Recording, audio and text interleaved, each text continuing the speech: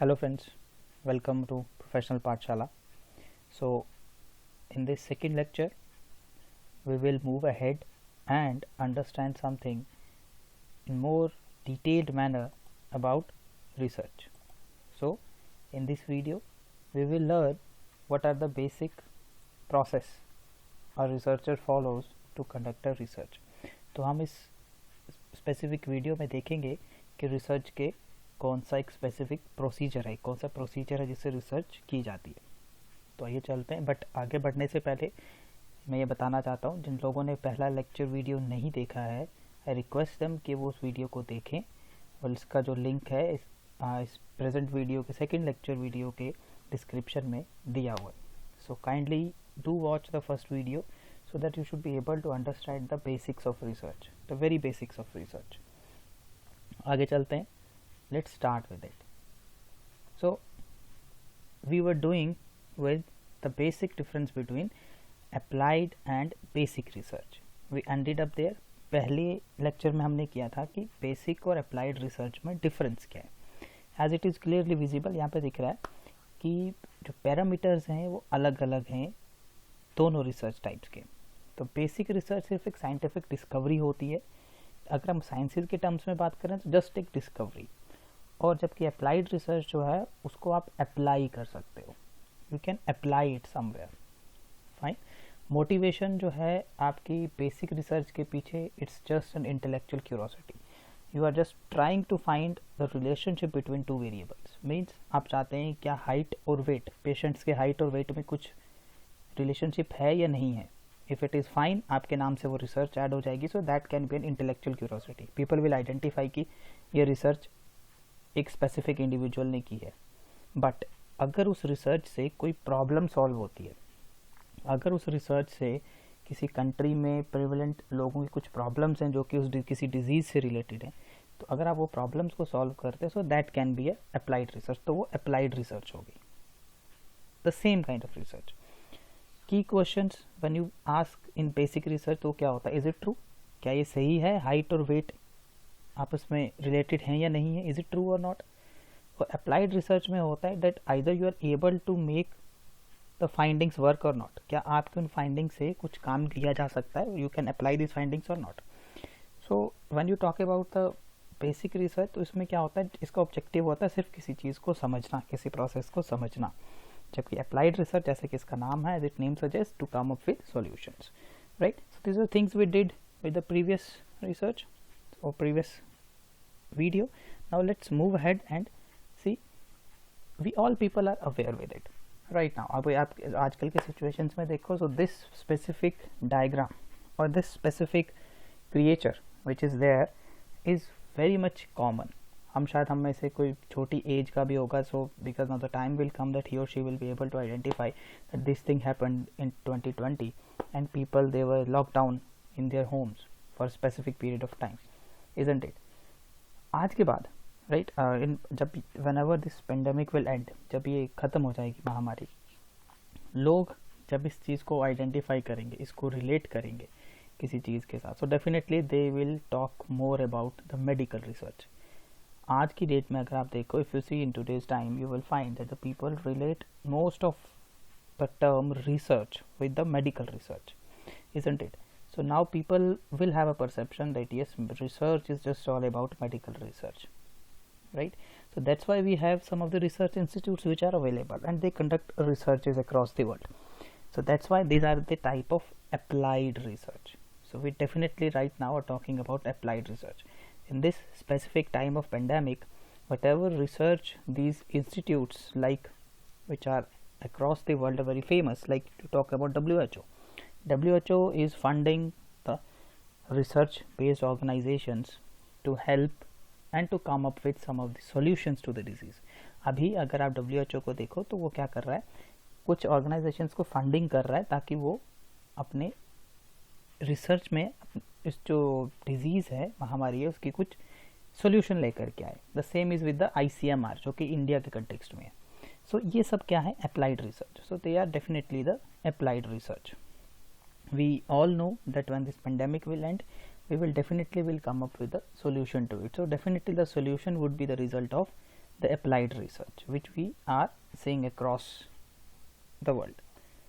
Now specifically we have various types of research. Apart from medical research, there can be business research as well. So as it is very written over here, आप देख सकते हैं that business research is a method and a systemic scientific procedure of data collection, compilation, analysis, interpretation and implication pertaining to any business problem. Data को collect करना, उसको compile करना, उसका analysis, फिर उसको इंटरप्रेट करना किसी भी बिजनेस प्रॉब्लम को सॉल्व करने के लिए, that definitely is a business research. Zygmunt was a person, right, and who is definitely, he is involved and he worked previously on this, right.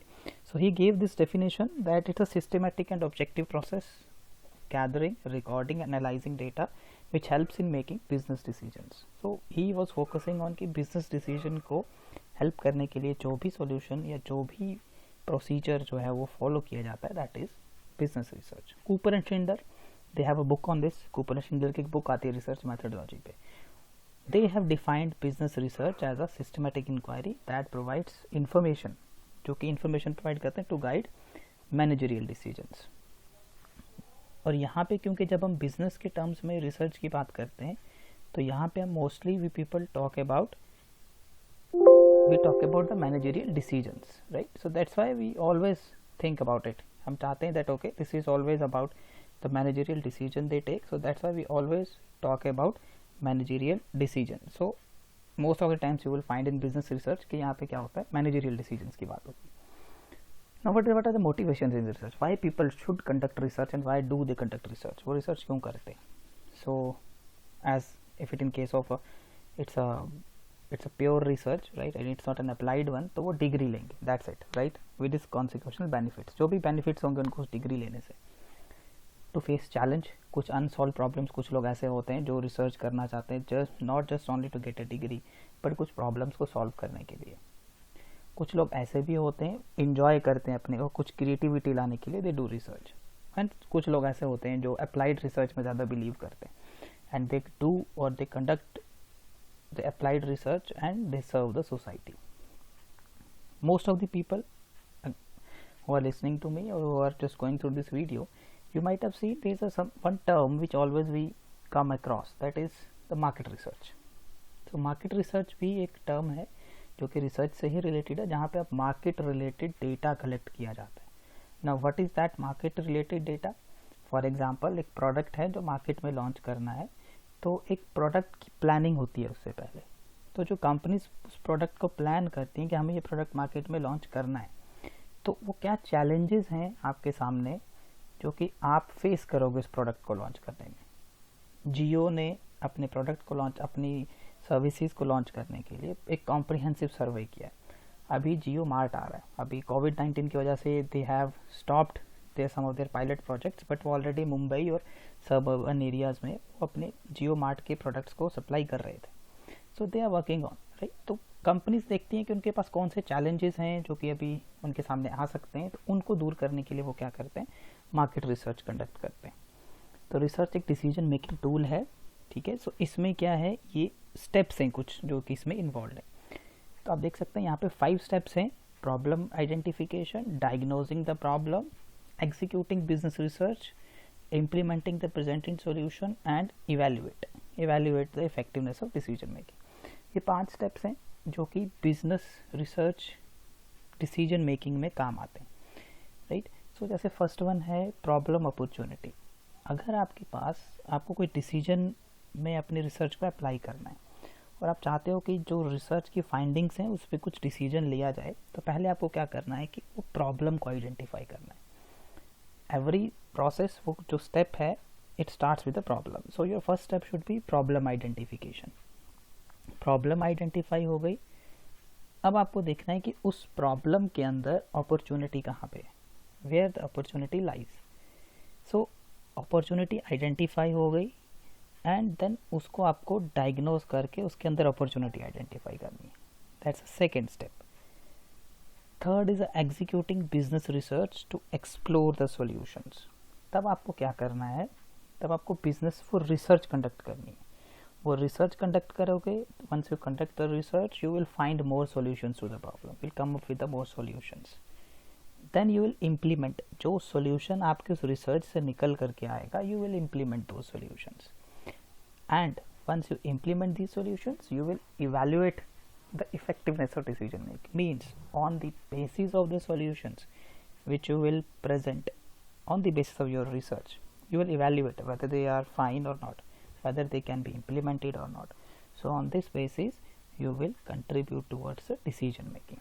So in short I would like to tell you कि सबसे पहले problem को identify किया जाता है, उस problem के अंदर अपॉर्चुनिटी कहाँ पे, means once you identified the problem so now where the opportunity lies, आप उस प्रॉब्लम को कैसे कन्वर्ट कर सकते हो डिसीजन मेकिंग में अपनी रिसर्च के थ्रू, तब आप रिसर्च कंडक्ट करोगे, जो सॉल्यूशंस रिसर्च से निकल के आएंगे उनको प्रेजेंट करोगे, and at the end you will evaluate whatever the decisions they have been taken.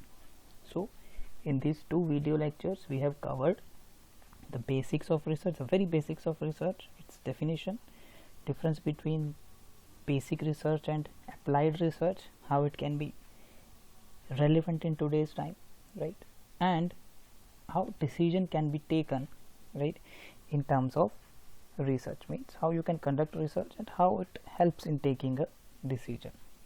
So that's all for this specific lecture. See you in the next lecture with some more informative content. And before I stop, I would like to tell you that just do watch these videos in continuity so as to gain maximum out of it. Take care and bye.